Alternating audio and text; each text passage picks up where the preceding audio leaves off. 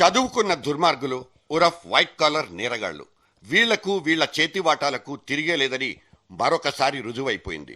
చివరాఖరికి దివాలా తీసినట్లు కనిపించే హవాలా ముదుర్లు సర్కారీ ఖజానాకు మాత్రం పూడ్చుకోలేనంత గొప్పగా తూట్లు పొడిచేస్తారని మళ్లీ తేలిపోయింది. సారీ, మమ్మల్ని క్షమించండి, మేం శక్తిమాన్లం కాదు, శక్తిహీనులం.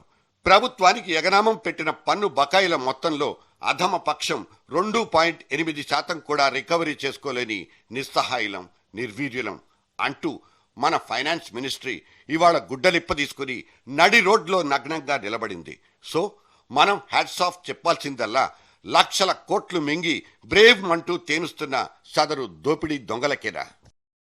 రోజుకు 200 సంపాదించడానికి నానా కష్టాలు పడుతున్నా. లక్ష కోట్లనబడే ఈ సౌండ్ వినబడ్డంతోనే ఒకరిద్దరు గుమ్మడికాయ దొంగలు భుజాలు తడుముకోవడం కనిపించింది. అవినీతి అక్రమ సంపాదన ఫార్ములాతో ఏ సినిమా బయటకొచ్చినా ఇవాళ ఇదో కొత్త తంట.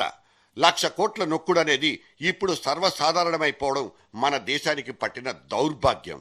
మీరంతా శంకిస్తున్నట్లు ఈ సినిమా నేపథ్యం గాలిది కాదు, ఇంకో పెద్ద మనిషిది కాదు. అటు గోవా, జార్ఖండ్ రాష్ట్రాల్లోకెళ్లి చూసుకుంటే మైనింగ్ మాఫియాకు అసలు సిసలు ఆనవాళ్లు అక్కడే ఉంటాయంటూ జస్టిఫై చేసుకుని సైడిచ్చుకున్నాడు డైరెక్టర్ క్రిష్. ఆ సంగతిని కాసేపు అలా పక్కకు పెట్టేద్దాం. ఇవాళ ప్రభుత్వాల్ని శాసిస్తోంది కొన్ని ప్రభుత్వేతర శక్తులు. శాసన మరియు కార్యనిర్వాహక వ్యవస్థలనబడే సర్కారీ భుజస్కంధాలన్నీ జస్ట్ ఆర్గాన్స్ అంతే. వీటిని ముందుకు వెనక్కు నడిపించే మెదడు మాత్రం బయటి వాళ్లదే.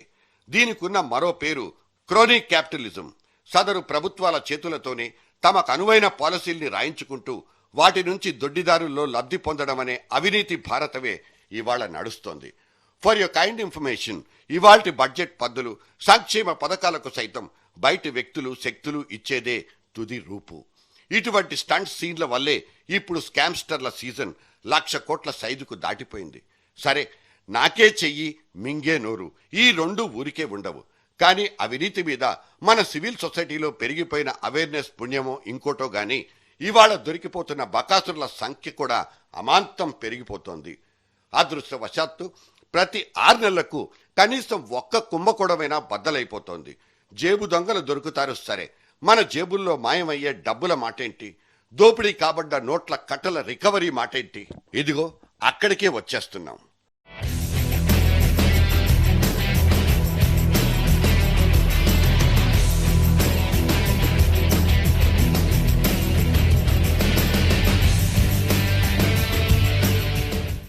మన నల్లా బిల్లు కట్టలేకపోయినా, కరెంటు బిల్లు బకాయి పడ్డా మీటరోళ్లకు వెంటనే డ్యూటీలు గుర్తొచ్చేస్తాయి.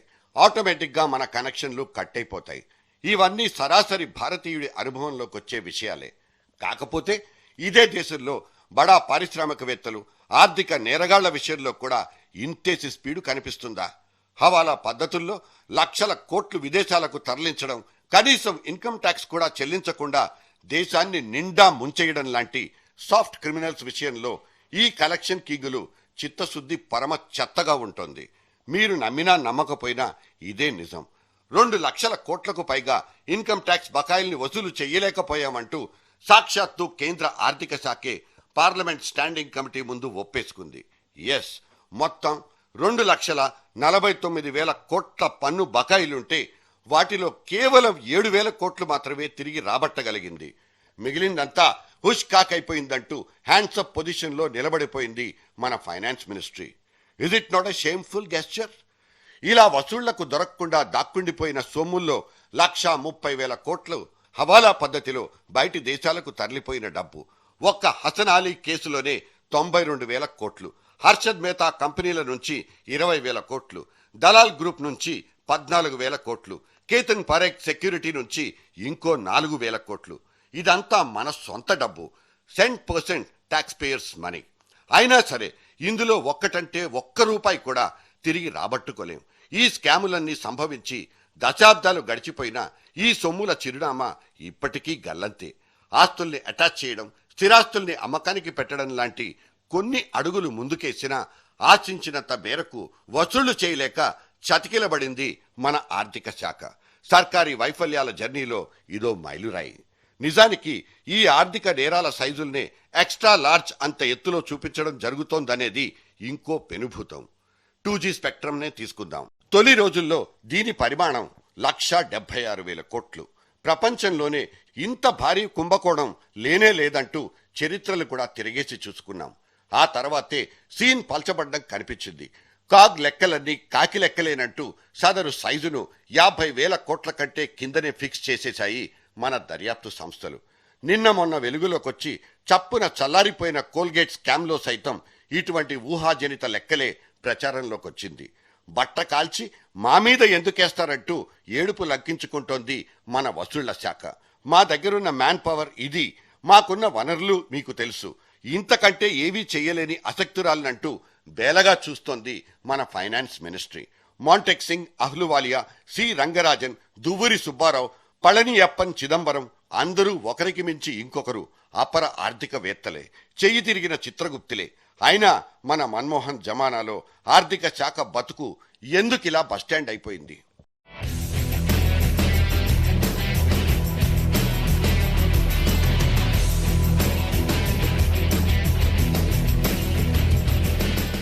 మేమెందుకు పన్నులు కట్టాలంటూ అడ్డదారుల్లో మేతకు రెడీ అయిపోతున్నాయి మన పొలిటికల్ పవర్ సెంటర్స్.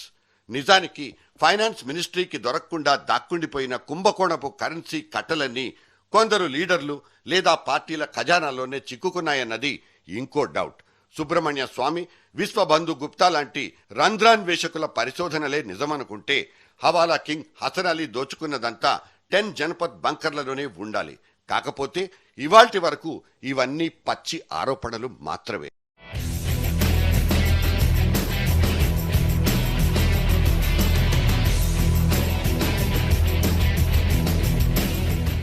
గాలిని ధూళిని జైల్లో పెట్టి పూట పూట మేపినంత మాత్రాన జన ఖజానా కోల్పోయిందంతా తిరిగి వచ్చేయదు. అతిక్రమణలకు పాల్పడి తనకు తాను సొంతంగా సరిహద్దుల్ని గీసుకుని ఇనుప గనుల్ని ఇష్టారాజ్యంగా తవ్వేసుకున్న గాలి సొమ్మును అంత సులభంగా సమర్పించుకుంటాడని ఎలా అనుకోగలం? ఇప్పటికి కూడా తాను ముచ్చటపడి కొనుక్కున్న హెలికాప్టర్ మీద ఆయన గారికి మమకారం చచ్చిపోలేదు. తాను ఇంత ముంచినా ఆ మునిగిన ఓటరోడు మళ్లీ తననే గెలిపిస్తాడన్న ఆశతోనే అతను బతికేస్తున్నాడు. జైలు లోపల నుంచే ఎలక్షన్లలో నిల్చుంటానంటూ నామినేషన్ పత్రాలకు అర్జీ పెట్టేసుకుంటున్న గాలి తాను గెలిచిన తర్వాత మళ్లీ ఓ శక్తి స్వరూపుడిగా అవతారమెత్తి భోజన కార్యక్రమాన్ని మళ్లీ షురూ చేసుకోవాలన్నదే ప్రణాళిక. నిన్నటికి నిన్న ఏఎంసీ కేసుకు సంబంధించి ఈడీ అటాచ్ చేసుకున్న గాలి సొమ్ము అక్షరాల 884 కోట్లు. దోచుకున్న సొమ్ములో ఇది 10% కూడా కాదు. అడ్డదారిలో బెయిల్ కొనుక్కోవడానికి 11 కేజీల బంగారాన్నే అమ్మేసుకున్న గాలి జనార్దన్ రెడ్డి అదే స్టైల్లో ఎన్నెన్ని సూట్ కేసుల్ని బయటికి సాగనంపారో లెక్కే లేదు. ఇక ఐటీ వాళ్లకైనా ఈడీ వాళ్లకైనా అక్కడ మిగిలేది ఖాళీ బొక్కసాలే.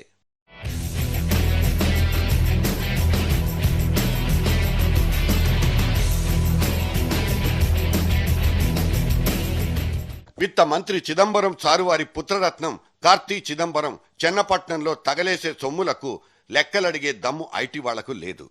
తన పొలిటికల్ ప్రమోషన్ కోసం 3 నెలలకోసారి 400 కోట్లు కుమ్మరిస్తున్నారనడానికి అక్కడున్న భారీ సైజు ఫ్లెక్సీలే లైవ్లీ రిఫ్లెక్షన్స్. ఇలా పైవాళ్ల ఒత్తిళ్లకు సరెండర్ అయిపోవడం మానేసి పన్ను వసూళ్ల వ్యవస్థలు జూలు విధిల్చాల్సిందేనన్నది జనం నుంచి వచ్చి పడుతున్న సలహా. మేమిక్కడే ఆగిపోతామంటున్న ఆర్థిక శాఖ ఇంకాస్త ముందుకెళ్లి ఆలోచిస్తే బెటర్.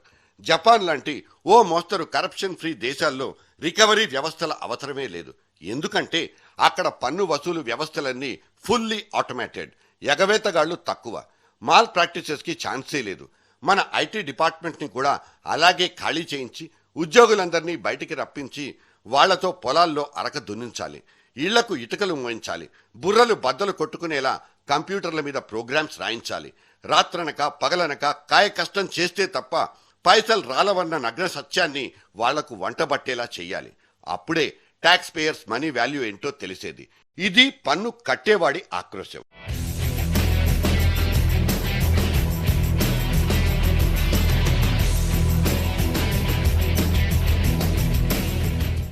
ఎలక్షన్లప్పుడు మారాజులు దయతలిస్తే రైతు రుణాలు మాఫీ అయిపోతాయి. సర్కారీ సంక్షేమ పథకాలన్నీ దారిద్ర్య రేఖకు కింది వైపునే అమలైపోతాయి. ఓటు హక్కును తాకట్టు పెట్టుకునే కక్కుర్తిగాళ్లకు అంతో ఇంతో దక్కుతుంది. ఒరిజినల్ ట్యాక్స్ పేయర్ అన్న కిరీటం తప్పిస్తే ఈ మధ్యతరగతోడికి ఏమాత్రం రిలీఫ్ లేదు, రిలాక్స్ లేదు. మా జేబులు మాత్రమే కొల్లగొట్టేస్తున్నారంటూ సరిగ్గా ఇక్కడే నిరాశ, నిస్సత్తువ ఆవరించేది. దోపిడీ, దగుల్బాజీతనం ఒకరిదైతే దగాపడ్డ పార్శ్వం ఇంకోవైపు. ట్యాక్స్ ఎగ్గొట్టి క్షేమంగా తిరగడం అనేది మన దేశంలో ఒక అరుదైన కళ. దీన్ని మనం కూడా వంట పట్టించేసుకుంటే పోలా అనే ఒకలాంటి కన్నింగ్ నేచర్ జనంలో పేరుకుపోవడానికి మన జవసత్వాలు లేని రికవరీ వ్యవస్థలే ప్రధాన కారణం. నకిలీ సర్టిఫికెట్ల మాయాజాలంతో బ్యాంకుల నుంచి లోను తీసుకుని ఆ తర్వాత పత్తా లేకుండా పోయే మాయగాళ్లు మన మధ్యలోనూ లేకపోలేదు. ఈ రకంగా మన జాతీయ బ్యాంకులు ఏటా నష్టపోతోంది సరాసరి 6,000 కోట్లు. ఎవరి స్థాయిలో వారు దొడ్డిదారులు వెతుక్కోవడం షురూ అయిపోతున్న ఇవాల్టి అవినీతి భారతంలో హీరోలుండరు. హసన్ అలీ లాంటి కరుడుగట్టిన విలన్లు మాత్రమే కనిపిస్తారు. మనము, మన కాపలా కుక్కలు ఇద్దరిది ఇక్కడ ఒకటే రోల్. అదే పాపాల రాయుళ్ల పాత్ర. యథా రాజా తథా ప్రజ.